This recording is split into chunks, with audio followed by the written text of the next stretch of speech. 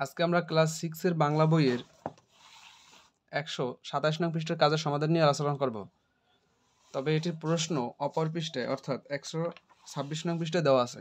এখানে বলা হয়েছে কোনো একটি বিষয় নির্বাচন করো, বিষয়টির কোন কোন দিক নিয়ে আলোচনা করবে তা নিয়ে ভাবো। কয়েকটি অনুচ্ছেদে গদ্য ভাষায় তোমার ভাবনাকে উপস্থাপন করো। লেখার শুরুতে ভূমিকা ও লেখার শেষে উপসংহার থাকবে। মাঝখানে অনুচ্ছেদগুলোতে তোমার বক্তব্য একের পর এক সাজিয়ে লিখবে। একেবারে উপরে প্রবন্ধের একটি শিরোনাম লেখো। তো এই কাজটি তোমাদের অপর পৃষ্ঠায় অর্থাৎ 127 নম্বর পৃষ্ঠায় লিখতে হবে, ঠিক আছে?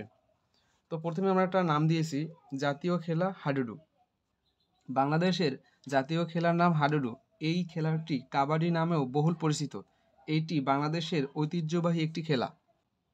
এই খেলাটি বাঙালির লোকজীবনের সঙ্গে ওতপ্রোতভাবে জড়িত। হাডুডুর উৎপত্তি বাংলাদেশের ফরিদপুর জেলায়। কেউ কেউ এটির উৎপত্তিস্থল বরিশাল বলে মনে করেন।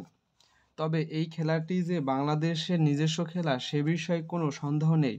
সাধারণত গ্রাম অঞ্চলে এই খেলা খেলতে দেখা যায়। বিশেষ করে বর্ষা বা বর্ষার পর নরম মাটিতে এই খেলা খেলতে দেখা যায়।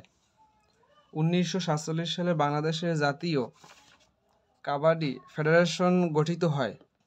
কোর্ট তৈরির জন্য মাত্র 12.5 মিটার লম্বা এবং 10 মিটার চওড়া জায়গা দরকার হয়। হাডুডু একটি জনপ্রিয় ও আনন্দদায়ক খেলা।